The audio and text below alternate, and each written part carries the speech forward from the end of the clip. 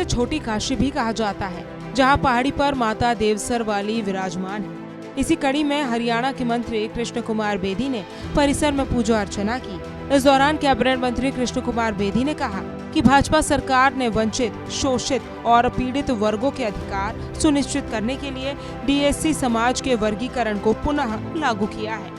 मंत्री बेदी ने कहा कि भाजपा सरकार ने परिवारवाद और क्षेत्रवाद की राजनीति को खत्म कर बगैर सिफारिश और खर्चे के युवाओं को रोजगार उपलब्ध कराया है। तो मैं हरियाणा आगे बढ़े इस कामना के साथ मैंने आज पूजा अर्चना की है और सभी के सुख समृद्धि और तरक्की उन्नति की कामना की है। 10 साल पहले मनोहर जी के नेतृत्व जो हमारी सरकार बनी और जिस प्रकार से जनहित ऐसी हमने काम की शुरुआत की थी, लोगों ने, मतदाता ने, हरियाणा प्रदेश की जनता ने बार बार हमें आशीर्वाद दिया और संपूर्ण बहुमत की सरकार हम बनाने में कामयाब रहे।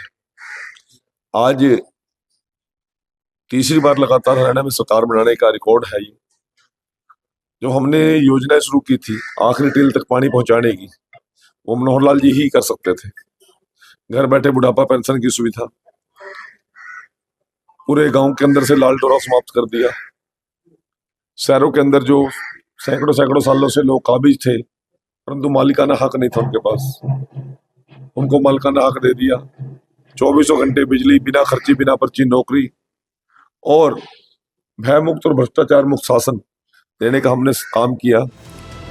कृष्ण कुमार बेदी ने कांग्रेस पर ईवीएम को लेकर जनता को भ्रमित करने का आरोप लगाया है। उन्होंने कहा कि कांग्रेस ने अपने जीत के समय ईवीएम को सही ठहराया, लेकिन हार के बाद इसे मुद्दा बनाया। अब पता नहीं कौन से ख्यालों में कांग्रेस के लोग हैं, अभी तक उलझे बैठे हैं। उनको अभी तक विश्वास ही नहीं हो रहा कि हरियाणा की जनता ने उनके खिलाफ मतदान किया।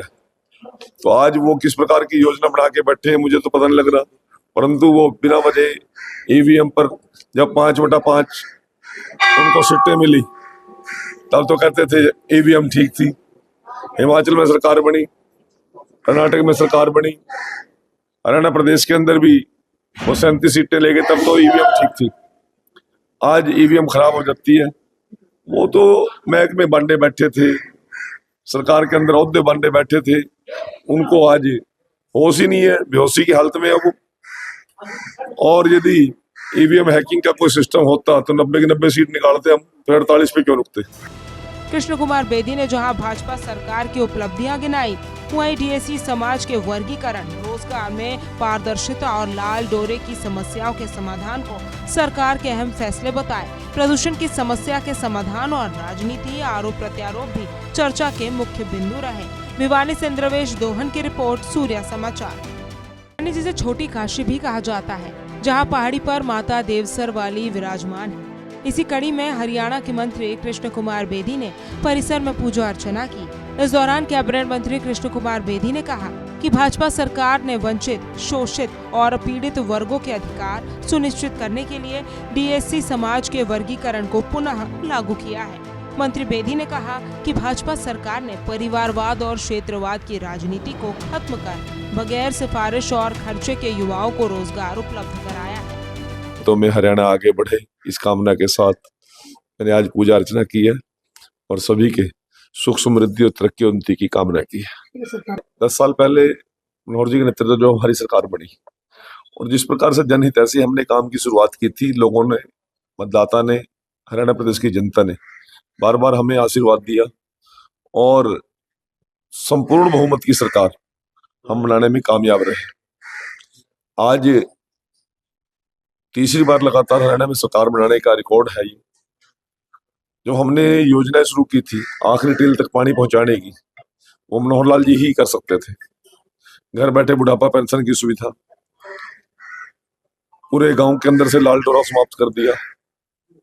शहरों के अंदर जो सैकड़ों सालों से लोग काबिज थे परंतु मालिकाना हक नहीं था उनके पास, उनको मालिकाना हक दे दिया। 24 घंटे बिजली, बिना खर्ची, बिना पर्ची नौकरी और भय मुक्त और भ्रष्टाचार मुक्त शासन देने का हमने काम किया। कृष्ण कुमार बेदी ने कांग्रेस पर ईवीएम को लेकर जनता को भ्रमित करने का आरोप लगाया है। उन्होंने कहा कि कांग्रेस ने अपने जीत के समय ईवीएम को सही ठहराया, लेकिन हार के बाद इसे मुद्दा बनाया। अब पता नहीं कौन से ख्यालों में कांग्रेस के लोग हैं अभी तक उलझे बैठे हैं, उनको अभी तक विश्वास ही नहीं हो रहा कि हरियाणा की जनता ने उनके खिलाफ मतदान किया। तो आज वो किस प्रकार की योजना बना के बैठे हैं मुझे तो पता नहीं लग रहा, परंतु वो बिना वजह ईवीएम पर जब 5/5 उनको सीटें मिली तब तो कहते थे ईवीएम ठीक थी। हिमाचल में सरकार बनी, कर्नाटक में सरकार बनी, हरियाणा प्रदेश के अंदर भी वो 37 सीटें ले गए, तब तो ईवीएम ठीक थी। आज ईवीएम खराब हो जाती है। वो तो महकमे बांटे बैठे थे, सरकार के अंदर ओहदे बांटे बैठे थे, उनको आज होश ही नहीं है, बेहोशी की हालत में है वो। और यदि ईवीएम हैकिंग का कोई सिस्टम होता तो 90 की 90 सीट निकालते हम, तो 48 पे क्यों रुकते।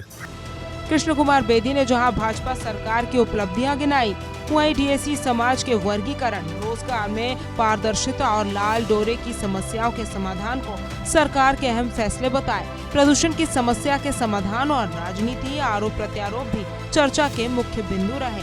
भिवानी से इंद्रवेश दोहन की रिपोर्ट, सूर्या समाचार।